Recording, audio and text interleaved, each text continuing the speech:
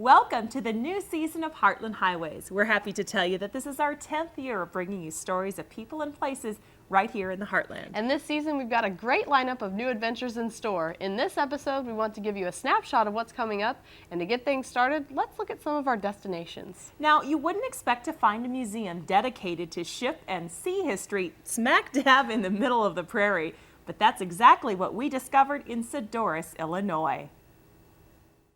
The sea has always been an effort to get from one side of land to another, to see what's over the hill or what's over the ocean.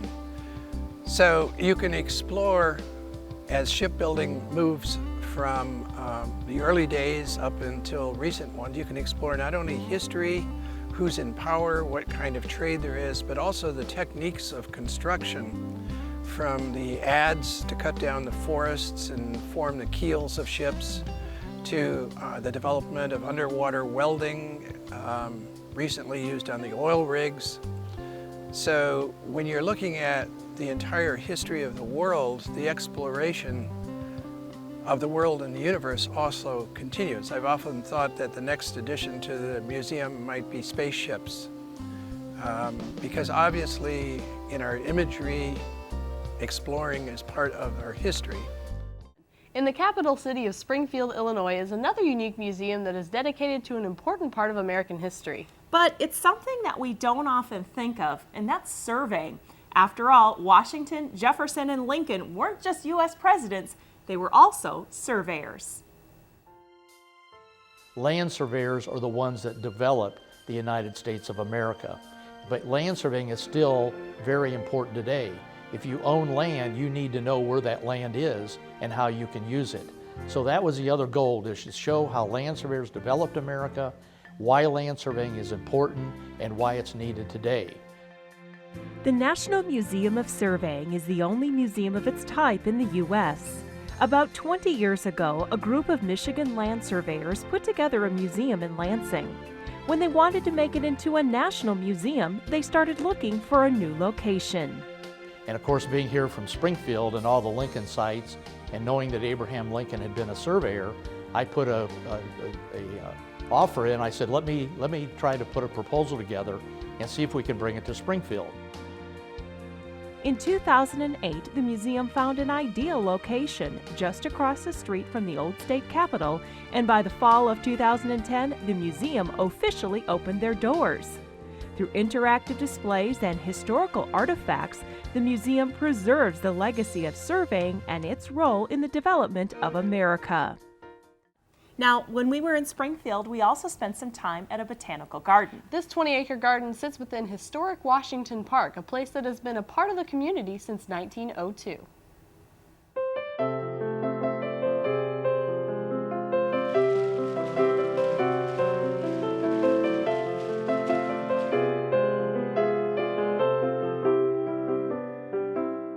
With more than 1,800 different plant species, Washington Park Botanical Garden is one of the region's major horticultural attractions. It all started in 1902 simply as a greenhouse to supply bedding plants for the newly created Washington Park. Then about 1985-ish, it became Washington Park Botanical Garden.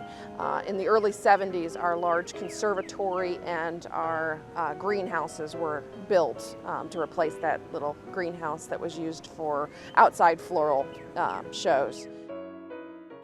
Also on the museum circuit was the Museum of the Grand Prairie in Mahomet, Illinois. The museum changed its name from the early American Museum, but what they didn't change is their connection to the history of pioneers and the prairie. So we're looking at this landscape that man arrived in. What did it look like? How did it come to be what it was when the first settlers came here? And how has it evolved since then? What's the impact of man on his environment and the environment on man? Not too far from the Museum of the Grand Prairie, we visited the Douglas County Museum in Tuscola, Illinois. For over 25 years, this museum has been displaying rotating exhibits that all have a special connection to the history in their community.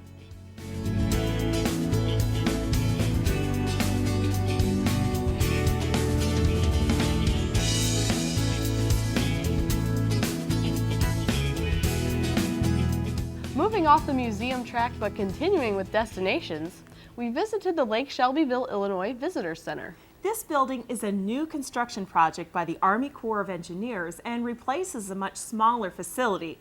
Now those who enjoy the recreational opportunities of the lake can also enjoy the visitor center. Lake Shelbyville is your lake. Protect it, share it, and enjoy it. And then when you walk into the exhibit hall, you see that message. And then we talk about, of course, the 5 purposes of Lake Shelbyville, which is the main one's flood control. And then we have recreation, navigation, because we have a lock and dam further down on the Kaskaskia River, and then fish and wildlife conservation and future water supply. So we emphasize those when you first come into the exhibit hall. And then the flow of it wraps around that theme. We talk about the natural communities, and that's where we wish the people and enhance and provoke them to protect that part of our communities, because without the natural communities and protecting Lake Shelbyville, it won't be here for the rest of our future generations if we don't take care of it now.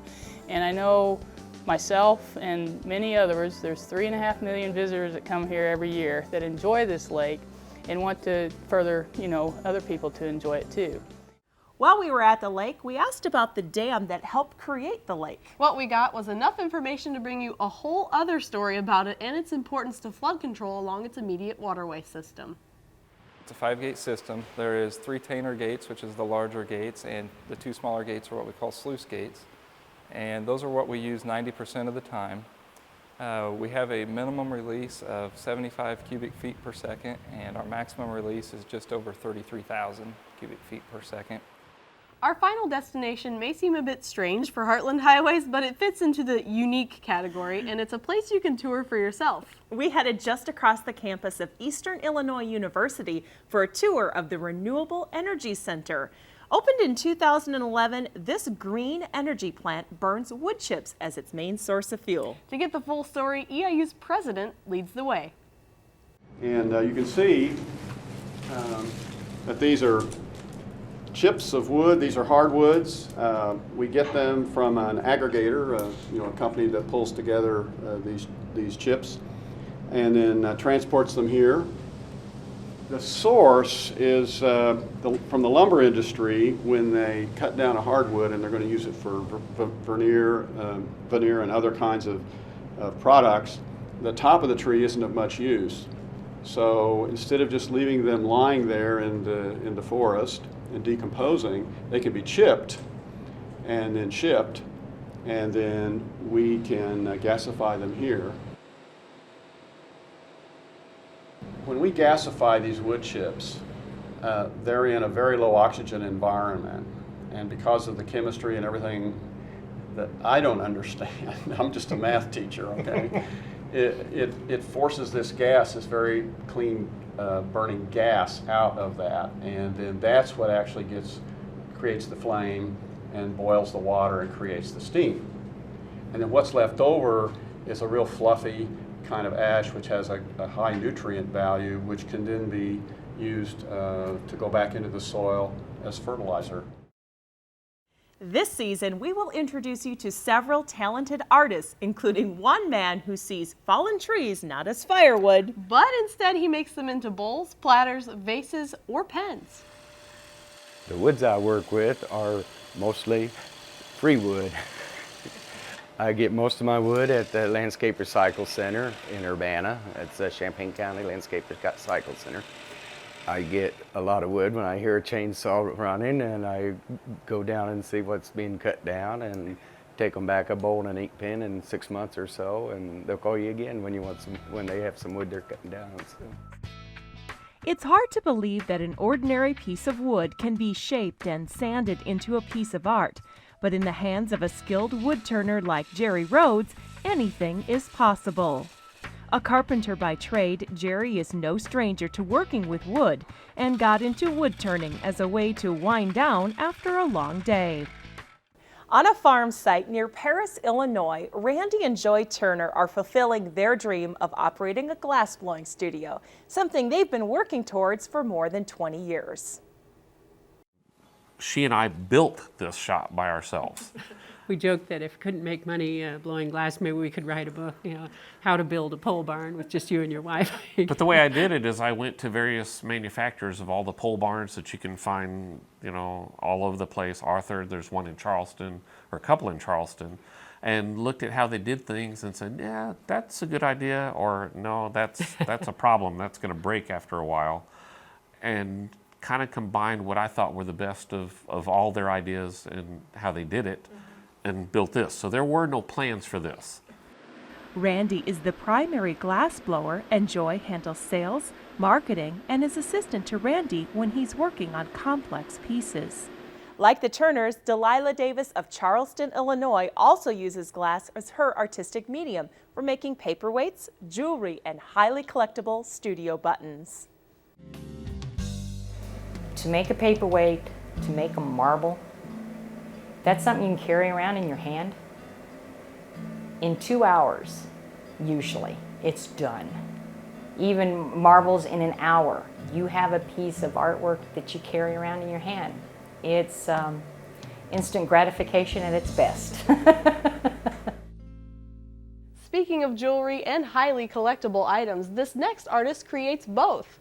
David Griffin, a mixed media and metals artist and a professor at Eastern Illinois University in Charleston, Illinois, creates unique pieces using a variety of techniques and technology.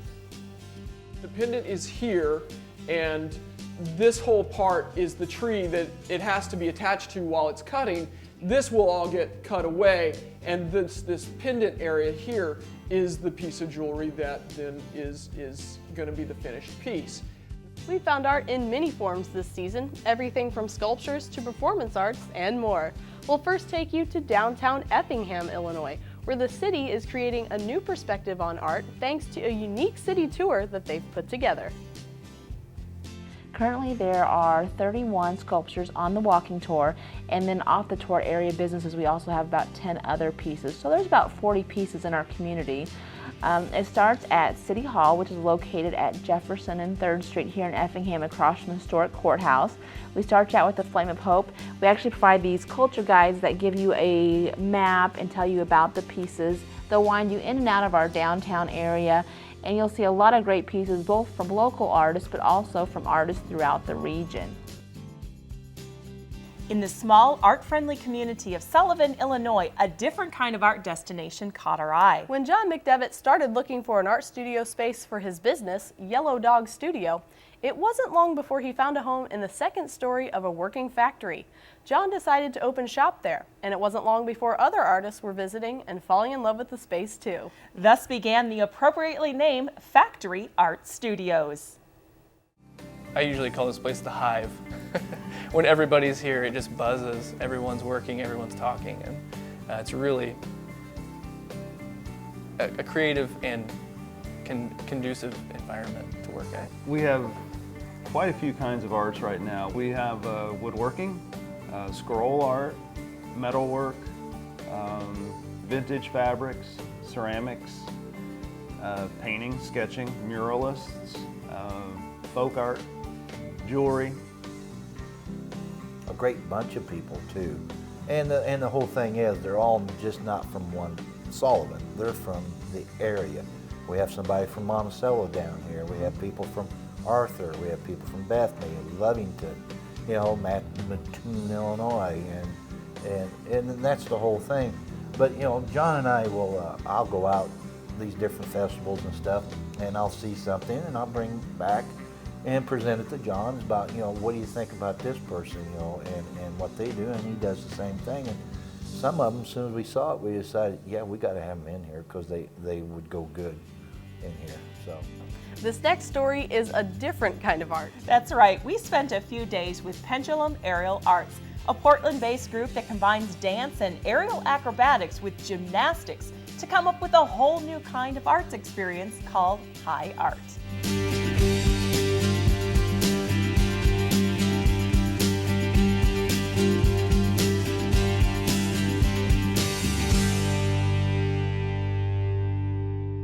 In true Heartland Highways tradition, we of course met several collectors this season. We saw everything from vintage cars to trains and buttons, which brings me to our first collector, Maud Hartman. She's a button collector. For serious button collectors, there are state and national competitions. At the national level, button collectors follow the Blue Book, which specifies the rules on how to compete, beginning with the all-important button card. For the competition, you put your buttons on 9x12 cards because that's the standard. And then there's medium, small, mixed, various. There's all different kind of categories for it. So, and you got like, you have so many buttons on a card, like 20 large, 30 mediums, mixed is medium and small buttons, 42 smalls. You have 70 diminutives, and it's kind of complicated, but that's what the cards do. Changing directions completely, Jerry McRoberts of Charleston, Illinois collects something entirely different. His model trains have managed to chug their way into their very own room in his home. This is modeling in gauge. This replicates the actual prototypes of everything, buildings, cars, and I can talk about freight cars and passenger cars as well as automobiles too. Everything is designed to be coordinated with scale. And HO gauge means half O gauge because O gauge before was the most popular. And big cars, big locomotives, and this was easier. I could put in a bigger layout with HO gauge. Now, Roger Miller is kind of an exception to the collector's only rule. His collection is also housed in a unique location near Greenup, Illinois. Roger and his wife have created a vintage gas station and cafe to display their collection of vintage trucks, memorabilia, and signs. I guess that makes him king of the road.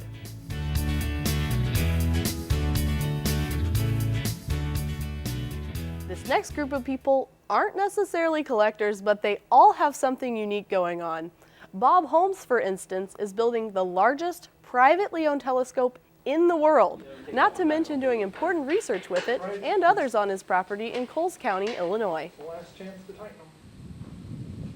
Now, I have to admit that I had never considered this next sport before seeing it when I went to tape this story. Polo on bicycles is apparently a sport that many partake in all over the U.S., but something I had no idea went on around central Illinois. Well, a group in Decatur showed me otherwise as they invited me to one of their bike polo matches. Take a look.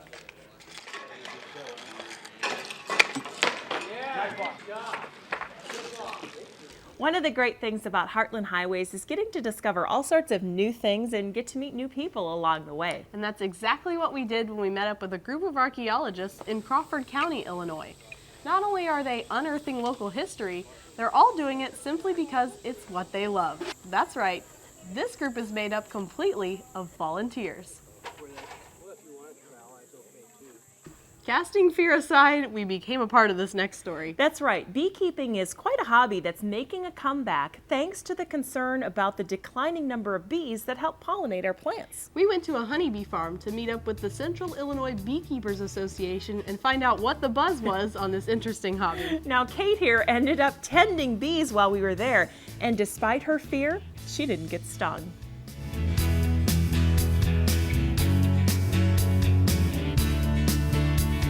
Each season on Heartland Highways, we generally have to have some theme shows, and we're happy to report that season 10 is no exception. One of our theme shows this season will feature 3 theaters, each in a different state of renovation. The first one is Harlan Hall in Marshall, Illinois, and it's what we would call the fully renovated facility that actually functions as a community center. I'm a believer in historic preservation, and I just knew we didn't have a community center, and I was very positive in thinking that the city needed a community center. We needed a banquet hall. We didn't have we have other places you can have some things, but nothing with this kind of appearance, you know. And I knew we could do it for very little city investment. You know, if we were to build a building like this from from the ground up, scratch, you'd probably be talking, you know, $2 to $3 million to do something like this, and we're going to have it done with city monies of, I would just roughly guess, not over $150,000. In Champaign, Illinois is our On the Way facility. That's right. The Virginia Theater in downtown Champaign holds memories for many, and thanks to the city, it's getting a new life. Our final theater destination is in Danville, Illinois. And while the Fisher Theater isn't quite renovated yet, it's certainly on the way.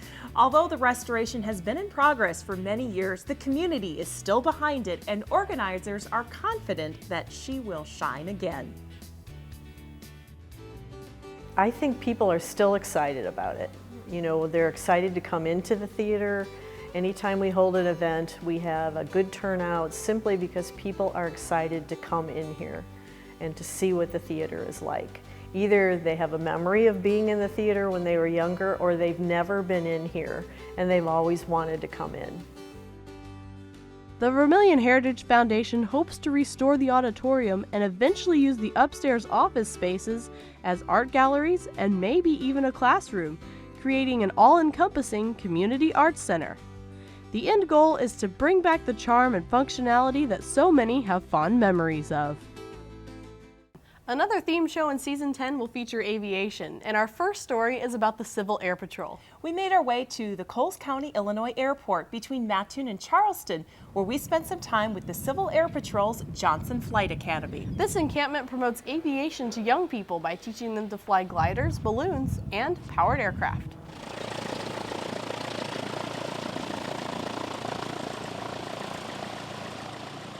Continuing our flight theme, we made our way to the Air Combat Museum in Springfield, Illinois. Here, the hangar of Mike George is filled with planes that are all veterans of air combat, and they still fly.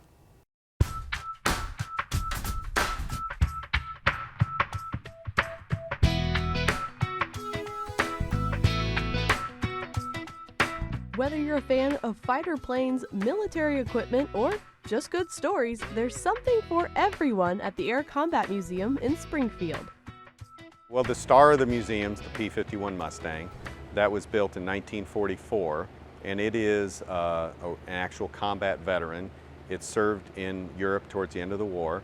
It's painted after Colonel Bob Frisch, and he served with the 339th in England. And then the next most famous airplane is the Corsair, which is the blue one with gull wings behind me. That actually served off an aircraft carrier in Korea. For another special show, we spent some time in Decatur, Illinois. Milliken Place is a unique neighborhood not far from Milliken University. The street is full of homes inspired by famed architect Frank Lloyd Wright, and one is even credited to him. But as you'll learn in the full story, there's more to this place than meets the eye. At the entrance to Milliken Place is the James Milliken Homestead. Now, this impressive historic home was built by the founder of Milliken University and his wife Anna in 1876. Throughout its history, the home has had many uses, including a hospital, an art institute, and today it's open for tours. At the time the mansion was built, obviously the cost of it is relatively little compared to nowadays. It was $18,000, and somebody mentioned possibly now it would be $1.8 million if you try to recreate it. Just down the street from Milliken Homestead and Milliken Place is the Governor Oglesby Mansion. Now, Richard J. Oglesby was a U.S. Senator, Civil War General, and three-time Governor of Illinois. His legacy can be seen on a tour of his home.